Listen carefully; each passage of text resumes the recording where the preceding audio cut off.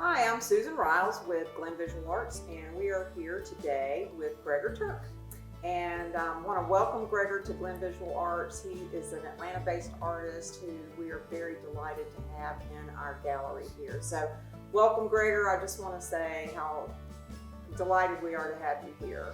I wanted to let you talk a little bit about your work and ask you a couple of questions about the work that's here in the gallery today. So why don't we start off with the topographic series here on the wall behind us, and maybe you could tell us a little bit about that and how you came to do this type of work. Well, first off, it's a pleasure to be here. Thanks for the invitation to exhibit here.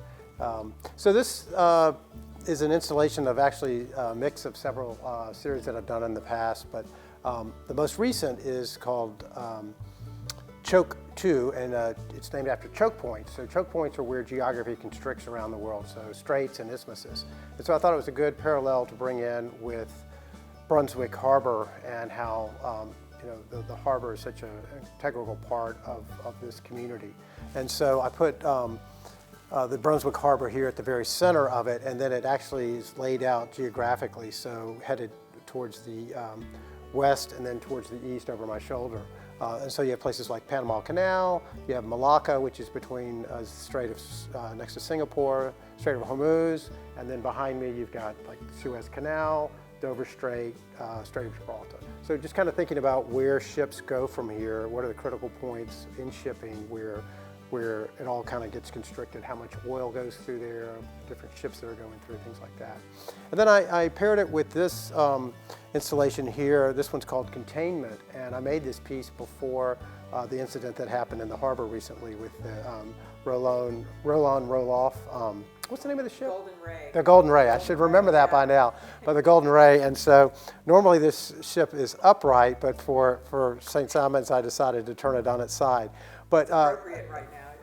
so it's all made with repurposed bicycle inner tubes, and all the bottles and containers here are wrapped. Some of these are recognizable. They might be a cocoa tin or just different types of containers, just kind of thinking about what comes from different places around the world, and then wrapping them with a petroleum-based medium, which is what rubber is now made of. And it's all worked out really well with black and white. Now there is one other series mixed in here, and it's called Series X. It's just the black and white intersecting lines, and I thought that paired well with this installation. So I think of this as sort of one big piece. Well, your work, you do a lot of things with map making and places, so I think it's interesting that you used ceramic for that here and then paired that with the rubber.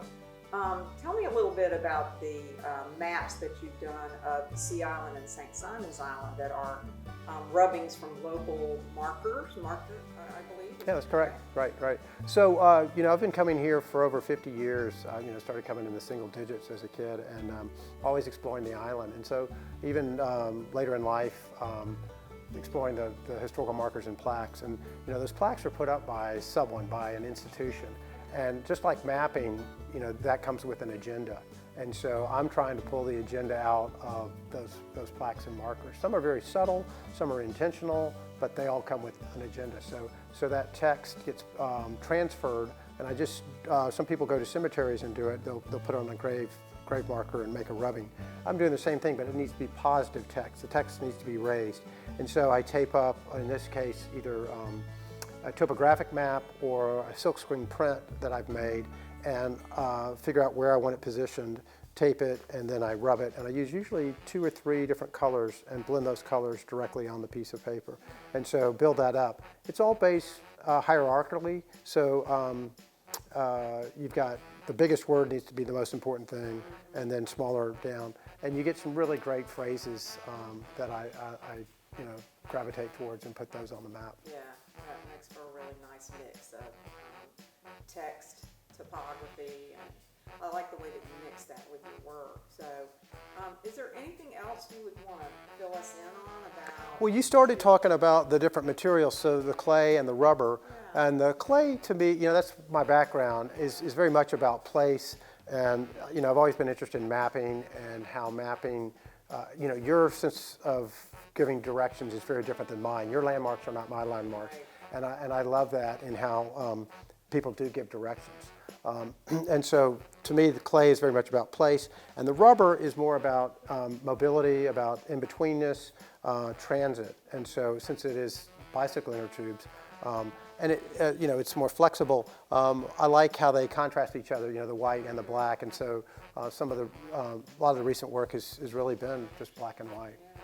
Well, and the hardness of the fired ceramic, and then the stretchiness and flexibility Right. of the rubber is Right. a nice Right. contrast. And then the title of the show comes, the title is Edge of the Continent, and it's just, to me, a very wonderful descriptive phrase that came from a marker. And how when we're here on the island looking out, you do get that sense of being on the edge of the continent, looking out. But then also balancing the historical aspects with the rubbings, with more of the aspects of navigation with some of the ceramics. Awesome. Well, anything else you want to add? We just want to say thank you again for being here. We're delighted to have you, and I'm looking forward to your opening tonight, and everybody should be arriving pretty soon. So. Well, thank you again, Susan, and thanks for Glen Visual Arts for inviting me.